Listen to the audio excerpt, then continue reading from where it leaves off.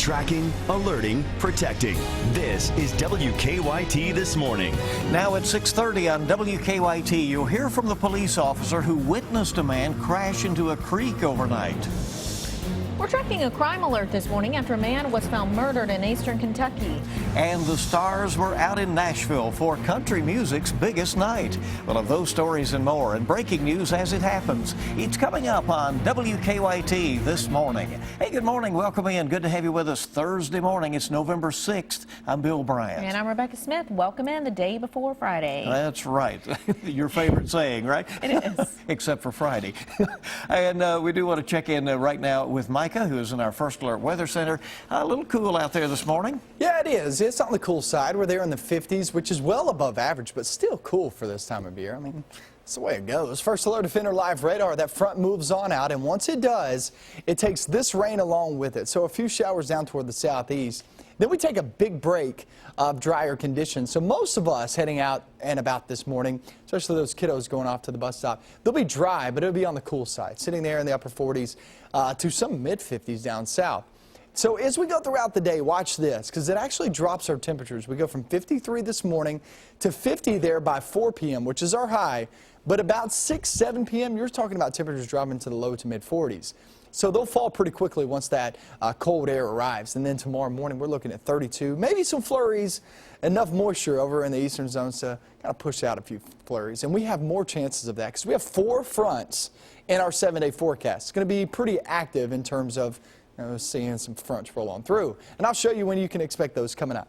All right, we'll see you in just a bit. We thank you. Let's get right to the news. New this morning, there were some scary moments for a driver overnight after he crashed his car into a creek. Yeah, it happened just after 1 o'clock this morning off Old Frankfort Pike in Woodford County, pretty near the Fayette County line. A police officer just happened to see the crash and rushed in to help out. WKYT's Whitney Wetzel is live at UK Hospital, where the driver is now being treated.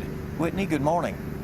Good morning. That man is recovering here at UK Hospital. Police say he is expected to be okay. The man accidentally drove off a bridge and into South Elkhorn Creek around 1 o'clock this morning. It happened on Old Frankfort Pike, not far from Versailles. Police say the driver rounded a curve too quickly and flipped his car over right into the creek. An officer was stationed on the other side of the bridge when this happened and actually witnessed the crash. That officer immediately called in other emergency responders to help. He says it is unusual to see anyone on this road so late at night. This time of night, you rarely see any traffic. You see 1 or 2 cars at this time of night. Crews were able to get the driver out to safety, but of course it took several hours to get his car out of the stream. Officials say they're not worried about any fluids getting into the water. At this point, they're not sure whether this accident was weather-related. Live at UK Hospital, Whitney Wetzel, WKYT. Whitney, thank you very much. And believe it or not, a similar scene played out in Lexington this morning. Police say a man and a woman were in a truck that crashed into a creek off Cambridge Drive. That happened about 3:30 this morning.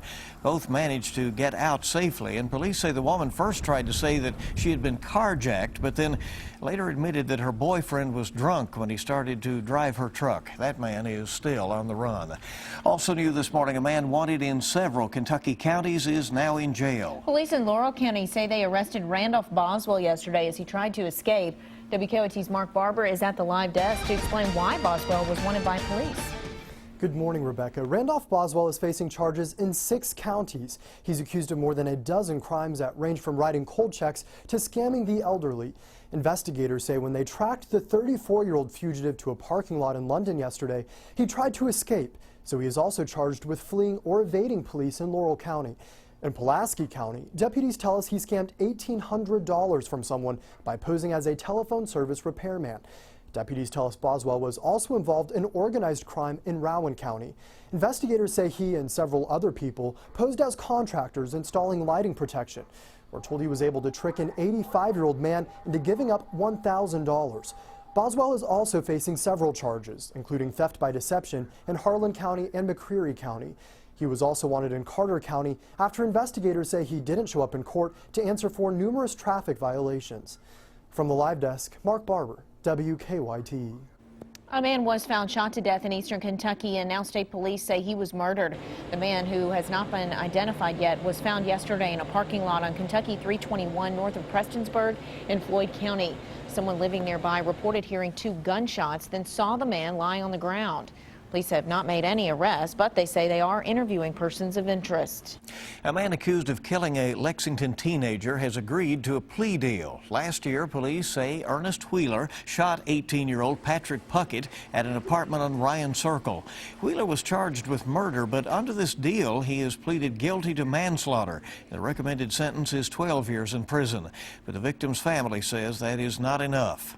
People say, well, how much time is enough? You know, I don't know that, but the thing is, I know 10 to 15 years isn't. Wheeler is scheduled to be sentenced next month. And the search is continuing this morning for a man who police say tied up 2 workers during a robbery. That happened yesterday morning at the Cash in a Dash in Irvin. The owner tells us the man walked in and appeared to be interested in selling some jewelry, but suddenly things changed. Told them to get down on the floor and tied them up and had a gun. The employees were not hurt. They say the suspect said that he needed money to get out of town. A child suffers life-threatening injuries after being hit by a car. Police in Laurel County say the 12-year-old boy was riding a skateboard in London when he was hit at an intersection. He's been flown to Kentucky Children's Hospital. An update on the boy's condition has not been released. A Kentucky man was cleared of any wrongdoing for an accident that killed his stepdaughter.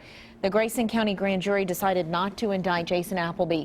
In September, police say Appleby let 4 children ride in the back of his pickup, but police say the truck rolled down an embankment, killing 9-year-old Laura. Manslaughter and wanton endangerment charges against Appleby have been dropped. We are tracking a crime alert this morning after police say someone broke into 5 southern Kentucky homes. All of the homes are on Highway 552 near the Lilly community in Laurel County. The sheriff's office says burglars stole a safe and guns from one home, and they think the thieves may have been looking for medicine as well. Police have not made any arrests. 2 valuable pieces of art are still missing from Lexington's Living Arts and Science Center. Staff members there say the decorative masks were stolen during their Day of the Dead celebration over the weekend. The masks are hand-carved and were on loan from a private collector, each one worth $500. The time this morning is 6:36 on WKYT, and now that the midterm election is over, some people are already looking ahead to next year's race for Kentucky governor. A new WKYT Herald Leader Bluegrass poll asked voters about some of the names being mentioned in that race. Allison Lundigan Grimes may have made a name for herself in her bid for U.S. Senate, but half of those polls say she should not run for governor. Attorney General Jack Conway scored the highest favorable opinion, with 21% of those polled in favor of him.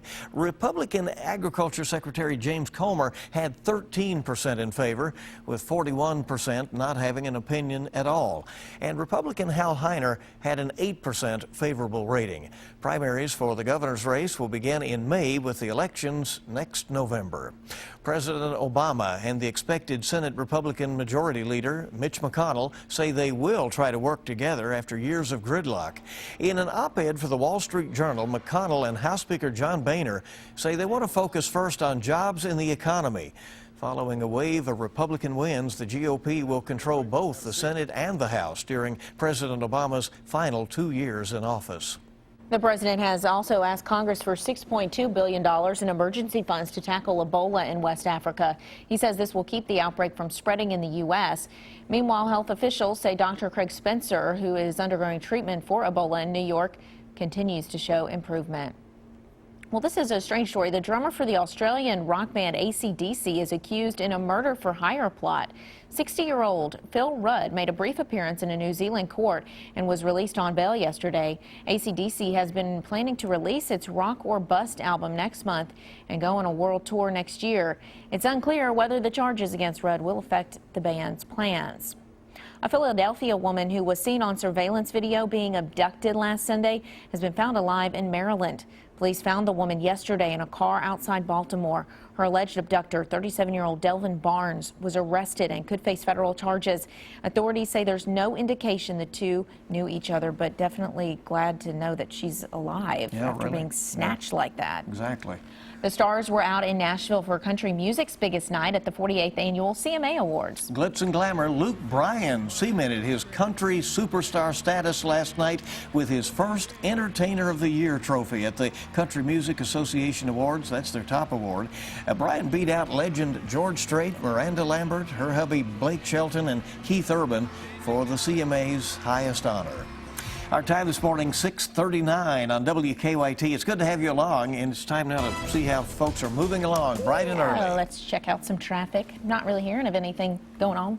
Our live drive look right there at Nicholasville and Waller Avenue, and you're good to go there. There will be rolling lane closures expected today on Southland Drive between Nicholasville Road and Rosemont Garden as they're continuing some work out there, and some overhead utility work on Versailles Road as well near Oliver Lewis Way, and that they're planning that for about 9 to 3 today. So a couple things to remember there. Yeah. Hey, it's good to have you along. Thursday on WKYT, day before Friday, as Rebecca loves to say. We love to hear. And more news coming up in a moment. All right, a college freshman has a new truck and an amazing story to tell about how he got it. And we're looking outside, some of that cooler air kind of filtering on in. As we go throughout the day, it actually gets colder, and I'll show you how chilly we stay coming up.